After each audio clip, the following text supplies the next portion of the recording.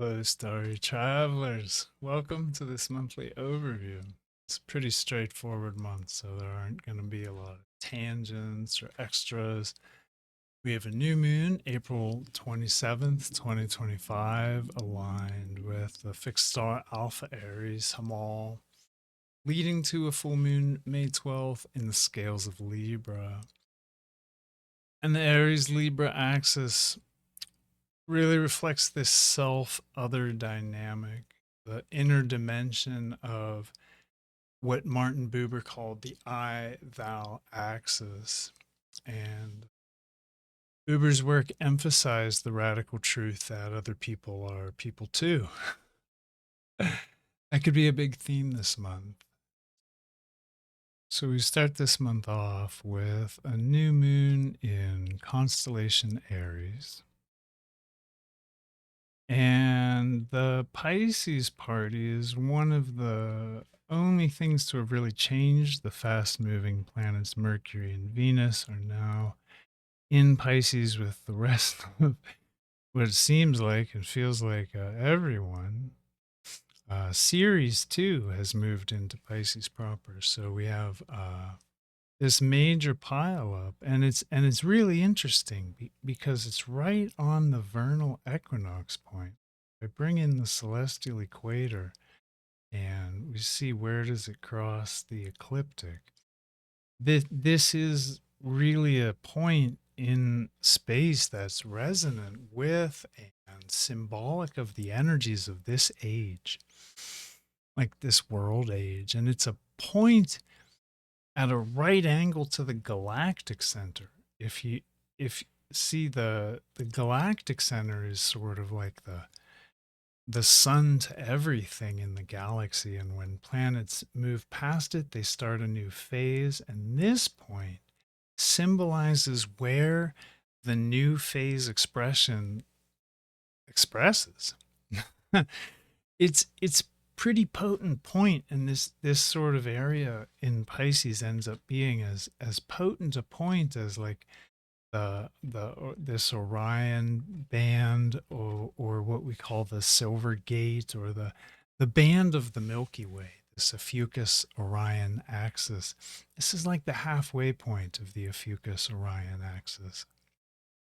And on a side note, it's connected by parallel and contraparallel to Eris along the celestial equator. So we're bringing in the energies of, Iridian, the random and the syncopated, the chaotic, into all this, via alignment along the celestial equator. Elsewhere, we have Uranus and Jupiter in Taurus. Mars is in Cancer. The south node is almost finished with Virgo. Pluto is in earliest Capricorn, in the goat stars of Capricorn. And that brings us around. Yeah, Ceres, the North Node, Saturn, Neptune, Venus, Mercury, Eris, and Chiron, all in Pisces. So it's an amazingly Piscean setup. But when we break this new moon down, the energies have shifted, and this is something we're going to see. The sun and moon are out of Pisces. So Aries is a very different energy. So just to sum this up, we have a new moon in Aries on Hamal. We have Mars and Pluto very closely opposite to 21 arc minutes, 0 degrees, 21 arc minutes. We have this whole huge pile up in Pisces. That's Neptune, Venus, Saturn, North Node, and Ceres. And we have some really classically difficult stars activated, like Merkab, Alpha Pegasus. I do believe Beta Pegasus Shiad is a real hot spot this month. Let's see. Bellatrix is a difficult star. What else? An Algol. Uranus is on Algol. So right where the big action is happening, Jupiter too, Bellatrix.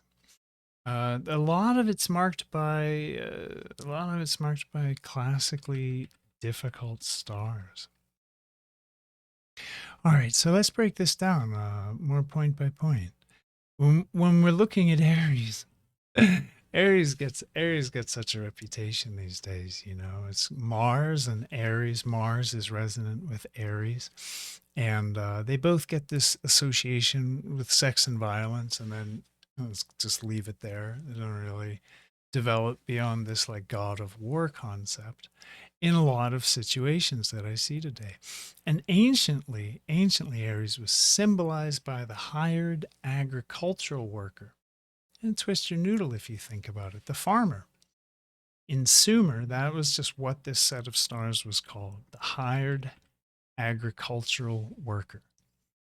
And it's a set of stars that I think is decidedly masculine, especially coming out of the passivity. I don't want to associate femininity with passivity. I want to be really careful with my speech here. But at the same time, Pisces is very pacific and forgiving, and it's just a really chilled out set of stars. And Aries, without getting gendered about it, we can just say that Aries is more reactive and expressive. Aries represents taking new steps. It represents the beginnings of journeys. It represents new ways of looking at things relative to how they've been looked at. It's a sort of starting point psychologically for a lot of development that follows sequentially and culminates, completes in the Pisces process. So it's a very interesting point.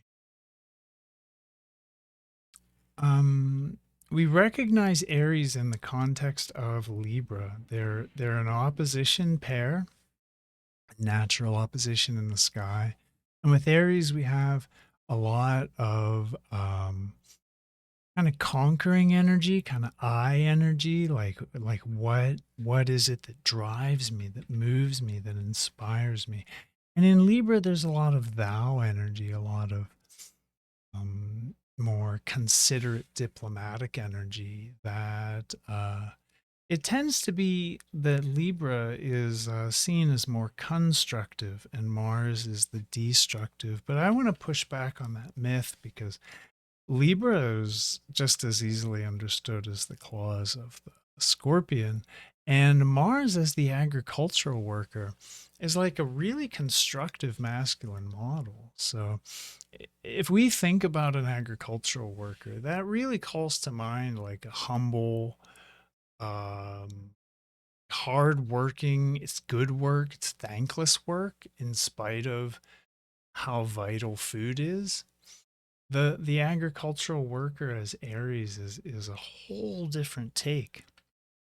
And like it's like the ancient idea of the shepherd, that not the ram, but the shepherd, just the guy with the crooked stick in the field. I forget who associated Aries with the shepherd, so I don't want to overspeak. I don't want to misspeak. When we see Hamal, the fixed star Hamal, we're modernly associated this star with like violence and brutishness and premeditated crimes. It's the butting head of the ram. I always go to this. It does have a little bit of like the qualities that you would associate with the head of the ram. It's powerful. Anciently, it was associated with this humble, hard work that allowed civilizations to eat. So we have to take into consideration context and dig as deep as we can for these meanings. Question arises in Aries, especially relative to Hamal, which is a question of like constructive or destructive expression.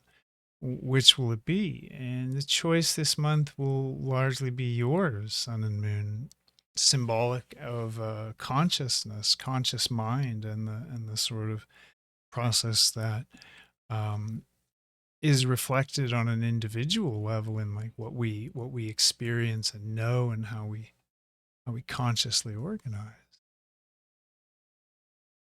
The collective conversation this month is sort of framed by Aries. So we can expect with a new moon here in Aries that a lot of the passivity we've seen recently, the passivity of Pisces, will give way to something more fiery, something more reactive.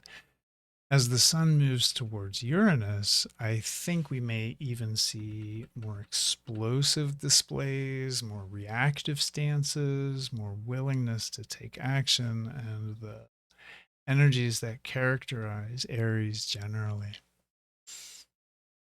I did mention Aries is resonant with Mars, and Mars is in Cancer. So Mars is in a set of stars in which he's an exception to almost all of his own rules. He's here, he leans towards the farmer and away from the archetype of the warrior. Very much a lover, not a fighter. And the condition of Mars here is resonant with Aries. So I go to this rules in classic thinking, rules the new moon. So we'll talk about Mars in Cancer more in a moment, because it goes to this next section of the new moon, which is to focus on Mars opposite Pluto. I think this is going to exacerbate and excite Mars. It could make Mars extreme, and that could trickle down into the way everyone's thinking and feeling this month. Pluto's in the goat stars of Capricorn.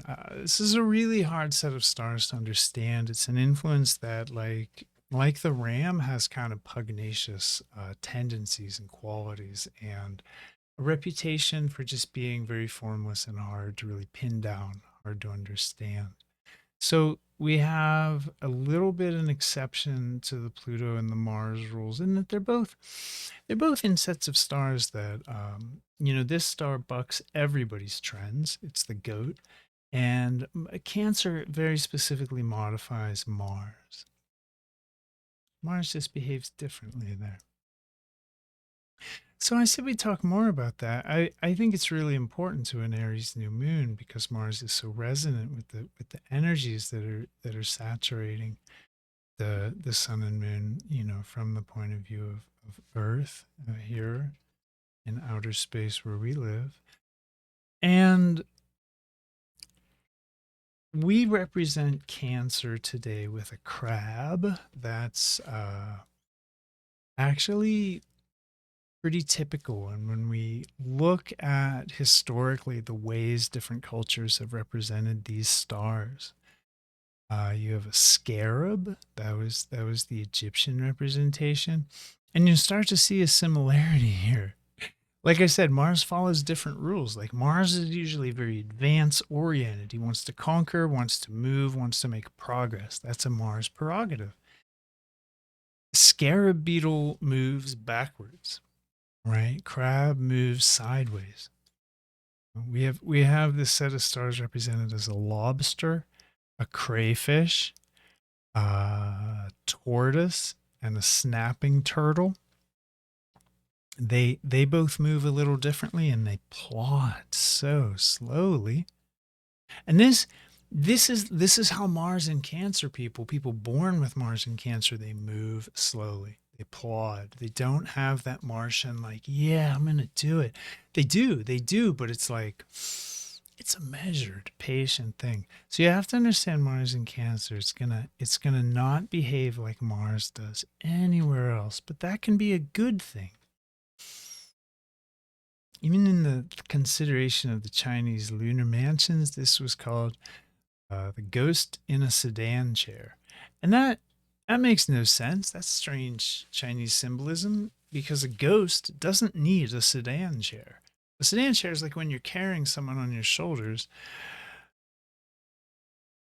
And ghosts don't need that. So, I mean, there's a lot of symbology here around the beehive cluster and its container in Cancer. I don't mean to imply that Chinese symbolism makes no sense. What I mean to say is that it moves differently, like ghosts float, tortoises plod, lobsters move backwards, lobsters move really weird, crayfish move backwards. Shoot.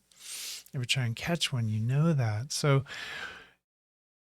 Cancer, if we want to harness really the energies here, the potential here, you got to think about moving differently. You got to think about non-advance, non-advancement type motions, and what might be the use of them? How might they apply to our objectives? To move sideways, to move backwards, to move differently. Yeah, I'll leave that there.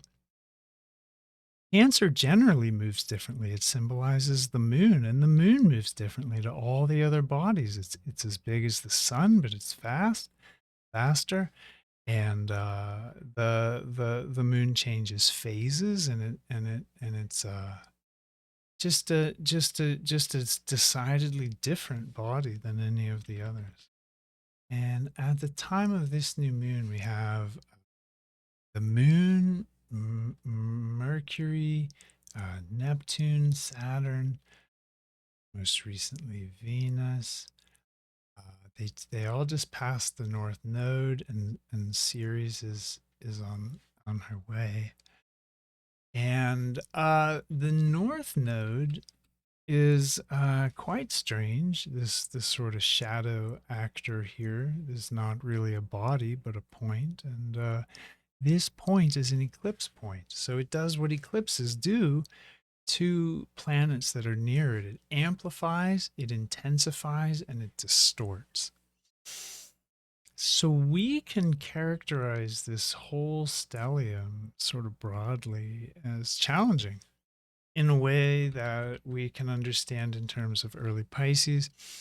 With the distortion of North Node in early Pisces, we can be on the lookout for naivete.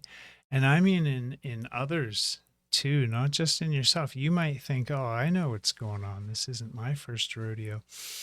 But this applies broadly. So we have naivete, innocence, the fantastic, confusion, dissociation, delusion, distortions around drugs and alcohol are more likely, and you just have wishful thinking and idealism. So combined with the Mars Pluto thing, right? We're building on this. This could signify, this could make Mars very active and very extreme. It could make him act in strange ways. We might not expect this or be ready for this. It's Pluto in the goat stars, and this whole stellium is related to it by trine sextile. It will be informing it. So we have to be very careful this month, because this could be combined with a new moon on Hamal. This could be a month typified by passionately illogical actions. I'm not down on Pisces. I'm not. It has more to do with the North Node's corrupting influence on all these planets, including Neptune, the ruler, the resonant body, the sort of like boss here, and it also has to do with the stars. We'll talk about these stars that are involved and why this colors my prognostication for this month. To be very, very, very aware of where your actions are originating from, relative to like emotional confusion. You know, litmus this month is like, before I act, am I sure that I'm not acting out of an emotionally volatile or confused place?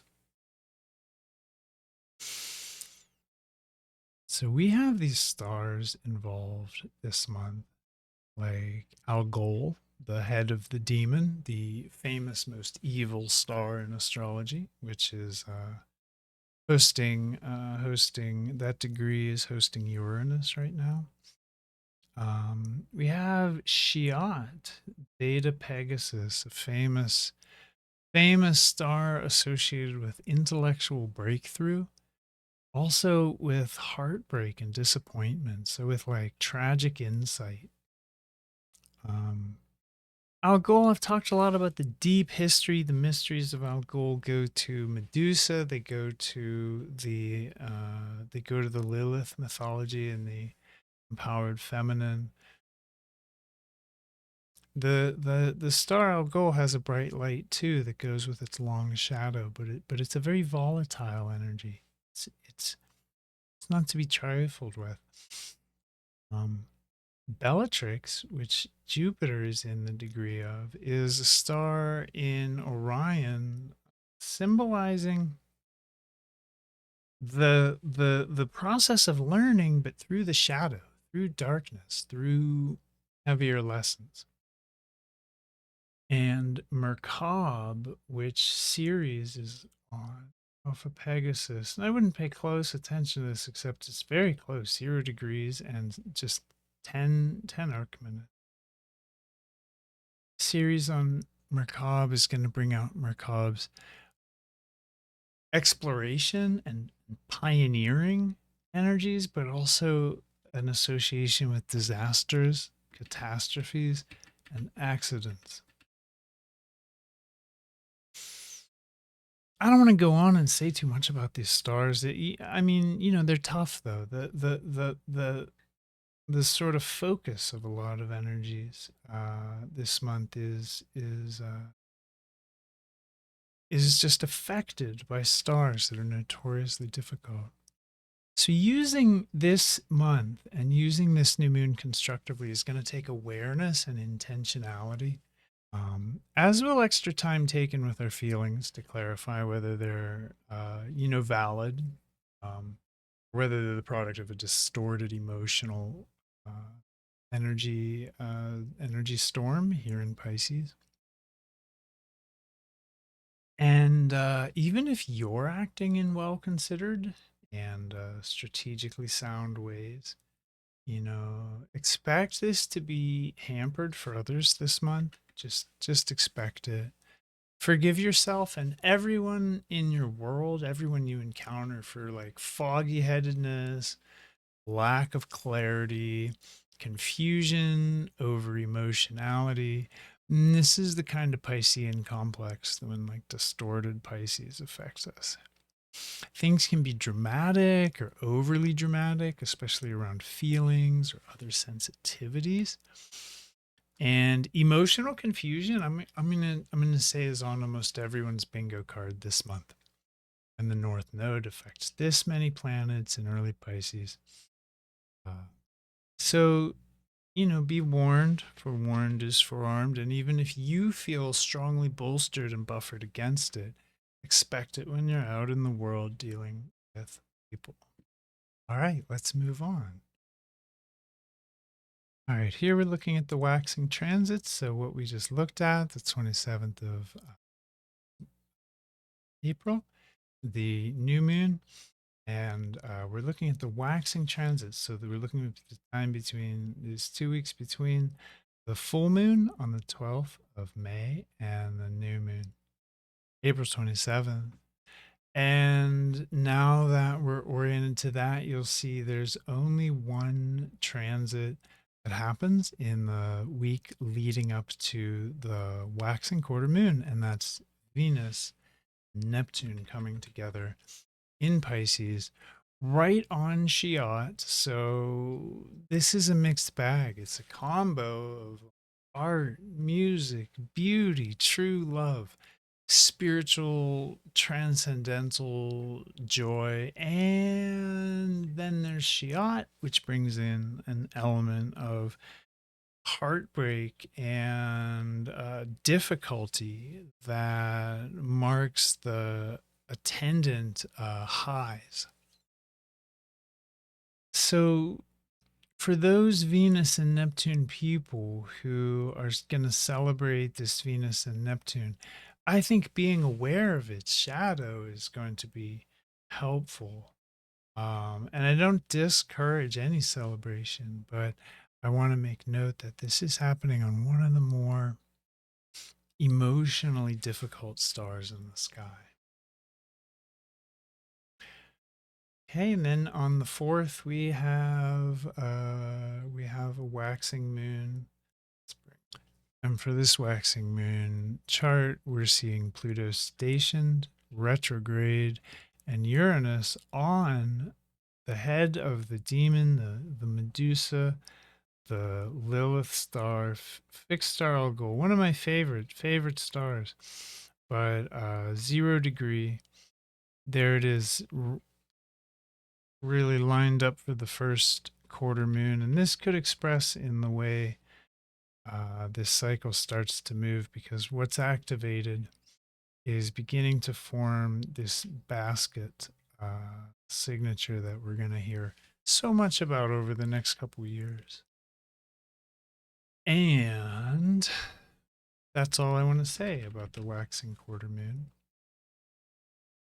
All right, so we're back with the transits. We just looked at the waxing quarter moon, and immediately following the waxing quarter moon on the 5th, 6th, and 7th of April, there's a smattering of transits.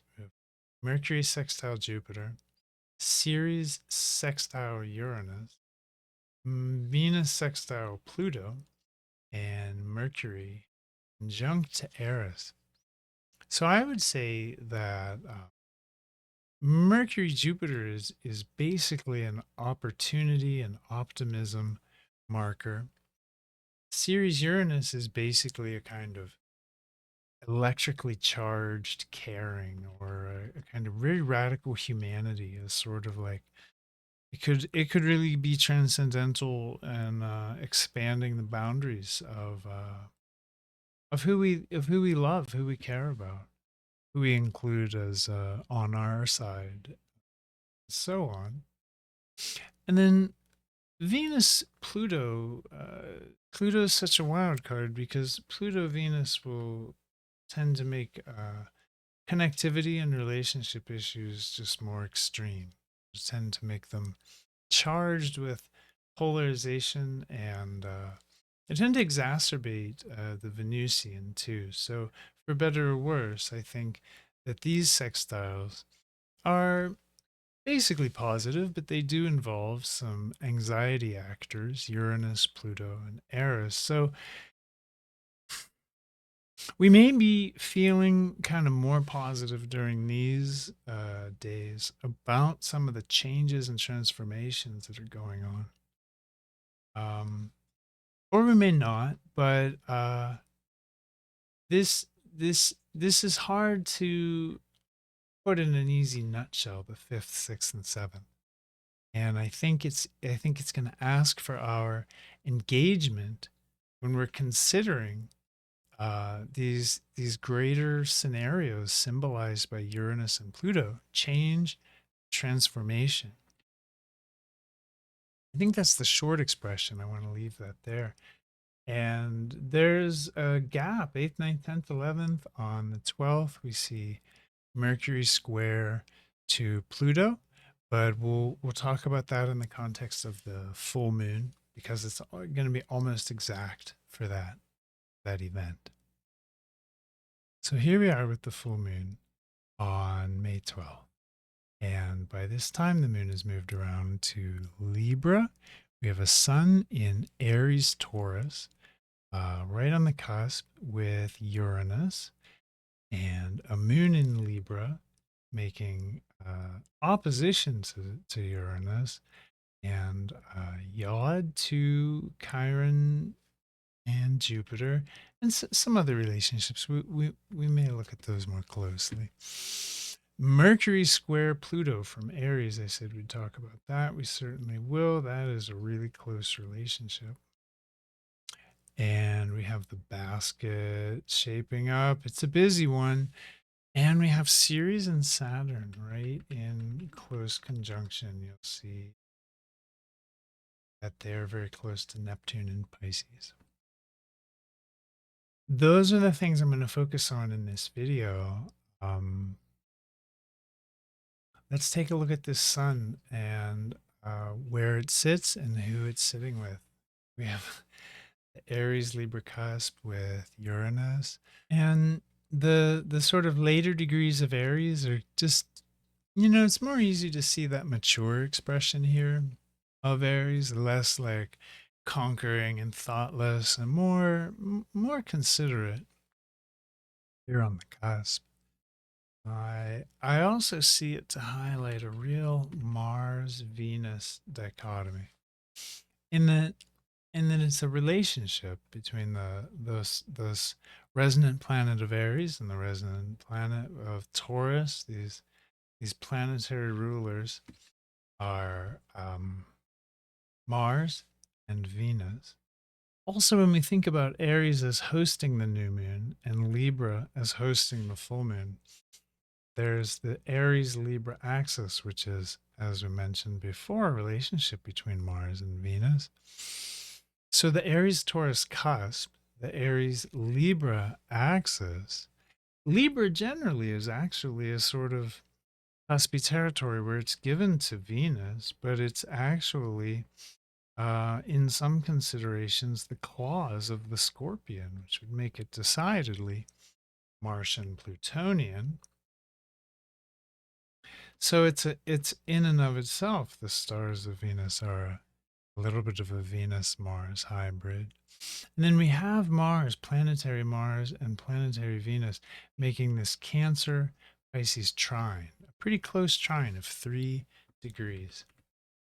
So there's a lot here that's going to bring the energies of these two planets together. And just to understand that basic alchemy, Venus is gentle, sensitive, delicate, sweet, loving, and alluring, especially in Pisces. Those are the words of Kenneth Bowser, and he describes Mars similarly as carnal, forceful, unsophisticated, possessive, and driven by lust. So, in a Cancer Pisces trine, this goes to emotional energies. It's actually nice, I think, that there's nothing in Scorpio Ophiuchus that's kind of completing that or mirroring it, because this gets so intense and so passionate. This is very loving and caring, and this is just very spiritual. So there's going to be a lot of application here to this Venus Mars alchemy this month. One thing it's good for is going to be exploring kind of personal magnetism, like in all kinds of contexts. And that's how I think of Venus and Mars together, is that they increase magnetism just on the level of like almost people's subconscious and unconscious responses. So this will be at a high. Magnetism will generally be high, and I think a lot of people will be playing with and exploring things like influence and attraction, the law of attraction, their sympathetic resonance, like, like your vibe attracts your tribe. Like who am I? These are the things that Mars Venus really highlights when they make this strong contact, strong alchemy. I would say it generally is going to highlight how the subtle dynamics of personal interaction play into communication. And for other people, it could symbolize exploring new dimensions of sexual alchemy. If you have a romantic or sexual partner at this time, Mars in Cancer is a lover and a sweetheart. And as we mentioned, a general exception to the Mars rules. And Venus in Pisces is very much a lover too. And with Neptune North Node together here, the only caution I would give that is be careful about confusing like erotic or more ordinary love with higher love or true love. This idealistic confusion could color Venus. And for people not in a relationship or love, this will be a time where the challenge may be in channeling a lot of this magnetic energy, this libido energy, into activity, which isn't really all that difficult. And it's less difficult when you know that that's what you're doing. The life force energy left to its own devices is very joyful, creative energy. That could be a theme this month. especially around like reclaiming it, doing shadow work to uncover it. Um, we'll leave that there, but the life force itself is playful, joyful, creative stuff. And as almost all humans know, it's very naturally sexual. So the vital energy we call libido can be channeled to fuel all kinds of non-sexual activities. And Mars in Cancer is especially loving and supportive, doing connected, constructive activities. Um, Again, a lot of us do this without really knowing explicitly that we're doing it anyway. We don't really sexualize our daily experience, but the life force that we're channeling, it does have this very joyful, creative, playful side, and it just I think it works a lot better to channel it when you're honest about that. It's a balance. I encourage everyone to work with it this month and find their place in all this, find their balance with that concept. Let's see, we have Mercury square Pluto from Aries, really close square. Uh, this is typified in the kind of cookbook astrology that you'll find as a drive to uncover secrets. And I'm going to co-sign that. I think that's accurate, and I've seen that. It can be affected by this Cancer Mars. Mercury's kind of T squaring this Mars Pluto opposition. So we have Mercury T square, and the Cancer Mars could bring in themes of painful family secrets for some people. Capricorn Pluto could just symbolize especially like normalized manipulation or coerciveness. And it could have nothing to do with that for others. It could inspire them to speak out. That's a Mercury in Aries function. Could take a stand. Take a stand. That's a Mars Pluto thing against that which they oppose. I talked last month, and as long as anyone will listen, I'll talk about Mars Pluto in opposition. Mahatma Gandhi had this natally. It's not a monster maker. I mean, he had his problems, yes, but it's not by definition abusive and forceful. Anyway, in Mercury in Aries, that energy after a sort of transit through Pisces, it's going to shift things towards the fiery, towards the reactive, and it's going to shift things from the kind of peaceful, mellow, accepting, passive Piscean energy to I mean, this formation, Mercury, Mars, Pluto, is the kind of formation that lights fires under people's asses. Things are going to heat up and get excitable and more excited this month. I think we can say that about Aries and its relationship to this lunation. We have the basket shaping up, and the basket is a formation here that we see with Uranus trine to Pluto, and on the midpoint of this trine, we have Saturn and Neptune. They'll conjoin, and all of these relationships, these sextiles and trines, go exact over the course of the next 2 years, couple years that we'll see this be in effect. And yeah, just to characterize that, we have Uranus as new and emergent technologies, also foundational and in Taurus, financial change. And Pluto is like structural transformation. Pluto in Capricorn, in the early Capricorn, is aggressive structural transformation. Very goat energy. Pluto in Altair, certainly resonant with the United States, as Pluto had his return for the United States last year, 2024.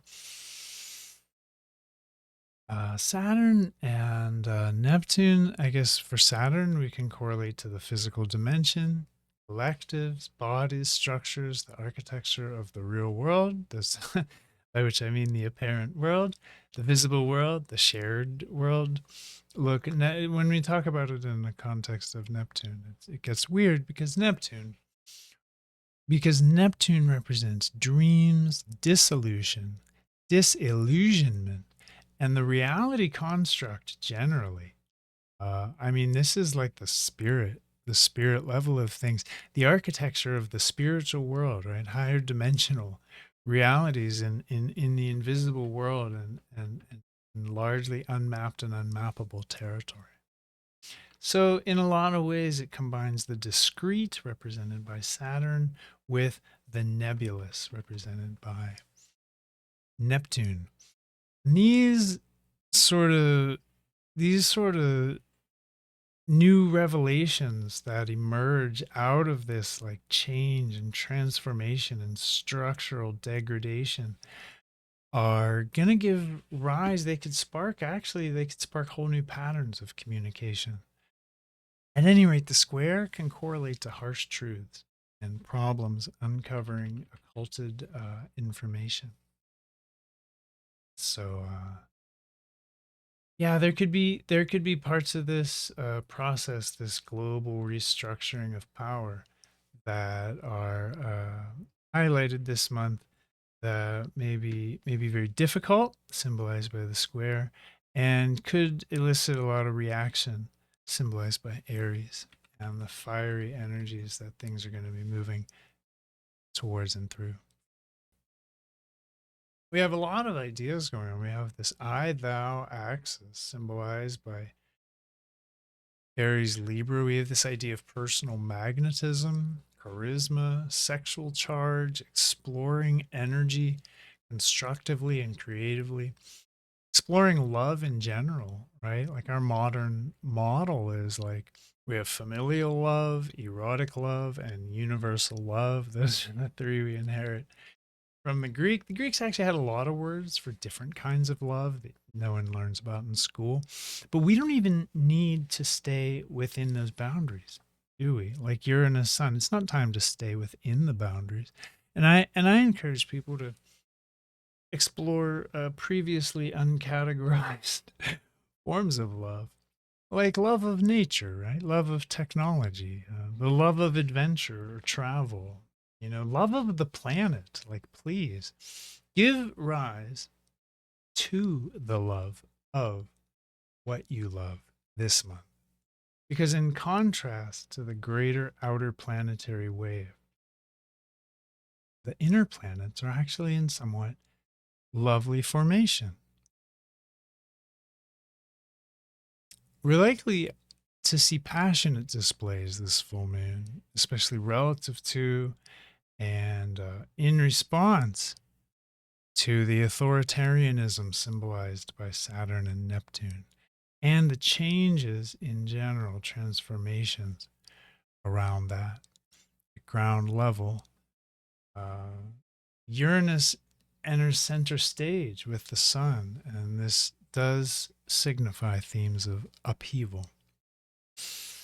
So this full moon is going to reflect much different winds and energies than we've seen in the previous Piscean months. And I think that the months that we've been through lately, the last two, were Piscean, and they were dominated by cosmic energies of a much more passive, forgiving, confused, kind of deer in the headlights energy with North Node there. So just be careful out there now that it's Aries season. I'll leave that there. All right, so here we are back with the waning transits. We have the full moon, we have the next new moon, and on the way we'll explore the chart of the waning quarter moon. On the 12th, we just talked about Mercury, Pluto in the full moon section. So we'll start this transits report with the 13th and Saturn in Ceres. We talked about that during the full moon report. So it perfects here, and this could be an emotionally difficult time. It could involve uncomfortable themes and just just really deep itchy energies around the 12th and 13th could be common. So there's nothing really, there's nothing that isn't following suit if you're experiencing that around this time. But we'll see. There's positive expression to these things. Like, digging deep, being really concerned with the deep and foundational aspects of things. So it is a great time to research. We have Jupiter and Eris making sextile, but that doesn't actually perfect until like almost the waxing quarter on the 20th. So in between and sort of under that shadow, that umbrella, we have the Sun perfecting its conjunction to Uranus on the 17th, Mercury squaring Mars exact early on the 18th. And this could be an anxiety and nerves time. There's a lot of electricity when Sun and Uranus get together. There's a lot of anxiety that Uranus just, it's his love language. It's his love language.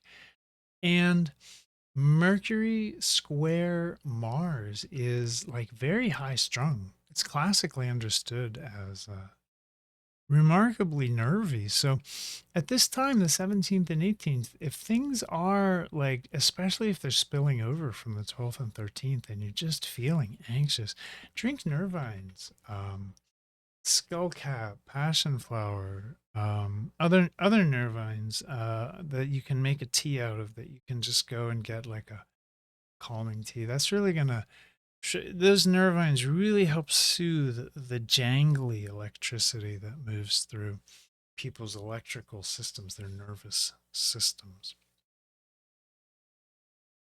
And then right before the waning quarter moon, we have two transits, the Sun sextile Saturn, and as mentioned, that Jupiter Eris perfects. A lot of power in this one with Jupiter and Saturn and the Sun, and then we bring in Eris right for the waning quarter moon.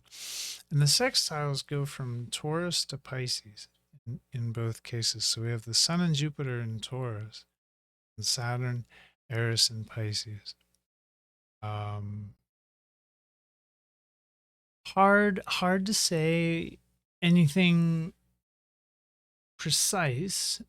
Eris is such a wild card, but I think we can say this may stabilize some of the stabilization as a Taurus function. It can stabilize some of the Piscean, some of the dreams, some of the inspiration, some of the mystical insights that we've maybe had that we haven't been able to uh, anchor or stabilize in the real world. That's Taurus and that's Saturn. So, um, yeah, maybe we could do something constructive on that front as the waning quarter moon approaches. And we see Sun with Uranus just past it, and this basket is starting to really take form. The relationships are starting to get stronger.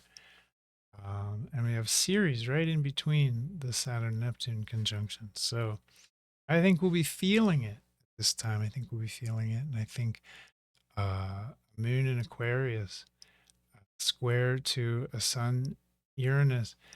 Be careful about false aloofness, like just pretending you're above things when really they're like quite passionately like affecting your feelings. Don't be too good to get the feels on what's going on, because this is all abrupt and dramatic, and there's no sort of going through a change and upheaval signified by a formation like this in a comfortable way. It's just not how anything works. So we have to understand the wave that the world is experiencing. And that's all I want to say on the last quarter moon. Let's get back to waning transit. I see the 21st and 22nd as we'll have Ceres conjunct Neptune, Venus trine Mars, goes exact, we'll have the Sun sextile to Ceres and the Sun sextile to Neptune. This is all very positive and supportive aspects, and these are generally favorable actors that are working together in I'm going to characterize positive ways. Not the only players on the field, but the 21st and 22nd could be a nice time. It could be a heartfelt time. It could be a passionate and tender time, but it could really be good. It could really be joyful and give rise to a lot of love. And then on the 24th, the Sun and Mercury get involved with the basket as they trine Pluto, and Mercury conjoins Uranus. And this is going to emphasize change and transformation. It's kind of volatile. It's on fixed star Algol. It's associated with the volatile feminine who needs respect and freedom. It's associated with Medusa, the root of medicine, also poisonous. And this may, on the 24th, these situations that we encounter may ask for us to apply our insights to seeing situations in light of their potential medicine rather than their poison if we want to advance them constructively. There could be a lot of intense kind of toxic expression at this time, a lot of volatile expression. So again, a cautionary note on the 24th. Lit day, just a not necessarily in a good way, just in a very energetic way, very high energy. And then we have Mercury sextile to Neptune and Saturn, and that's another Pisces sextile set to Taurus. That takes us to the next new moon. I don't think there's a lot we need to say about this. Mercury's joining up with the basket. It'll be on everyone's minds. We'll be talking about it, the change, the radical social transformation that so many cultures on planet Earth are undergoing. And there it is. We got the next new moon.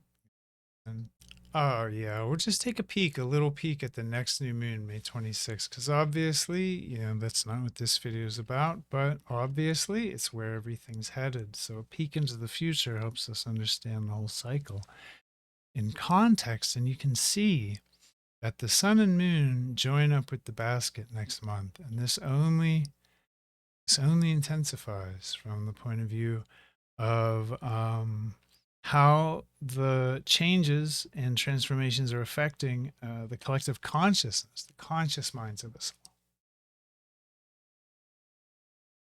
This basket is going to affect the whole planet deeply and powerfully. So even if you're using these times to grow, like inwardly, and make, accomplish personal goals and make progress, the flow of the times itself looks really stormy for the next 2 years. As the nature and architecture of power in the world changes and transforms and emerges new, if such a thing can be said, it's a great time to step into sync with the living cosmos. And to that end, I want to promote a book. Yeah, this is being released on April 26th, and I'm pleased to announce that you can pre-order copies in the places that you buy books. I got an advanced copy of it, and I was going to skim it, but I got all caught up in actually reading it because it's actually good. Like, get this book. It's going to help you to step into sync with that living cosmos. And some other support in that regard that I want to mention. I want to shout out Maria, whose daily constellational charts with like short musings are available at her Patreon, Maria's Daily Charts, for like $3 a month. Is it seriously 10 cents a day? I don't know. That's crazy. That's crazy. It's worth it. Another worth it. The ISAA is real. That's another exciting announcement. Um, the International Sidereal Astrology Association is a newly formed organization with a lot of information available to everyone at siderealinternational.org. Link in the description below, just like all these links. If you want to kind of know what's going on ahead of time, or you're in tune to this kind of astrology or any constellational astrology, join the Radical Astrology community on Facebook if you use that platform, on Discord if you use that platform.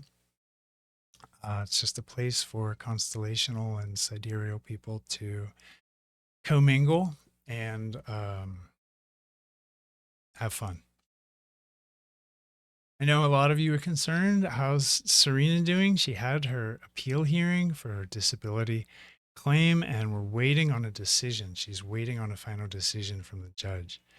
To help her survive, there's her GoFundMe. We'll put it on the screen, and it'll be in the description below. Or you could support my work if you'd like to donate to the cause. You can reach out to me via my website. I'm old school. I still do natal chart readings for $150. That's like 2 hours of quality time. And I'm going to adjust my hourly rate soon from 75 to 100. So a 2-hour natal session will be in the future. It'll be a $200 fee. Now, star knowledge gets commodified like everything else today and turned into a luxury item for the privileged and for my clients on hard budgets who are watching this. Like, I'll always work on sliding scale and I'll always consider people's special limitations. But if you've been thinking about booking a session, it's a great time to do that. So I don't know when that change is going to roll out, but just kind of like a little public mention. I like to do that before I change pricing structure. I think that's all for this month. If you've watched this far, definitely don't be shy. Leave a comment, like, subscribe, do YouTube things. It helps promote the channel, this kind of astrology, and you know, like to think knowledge in general. So, see you soon, fam. Thank you. Goodbye.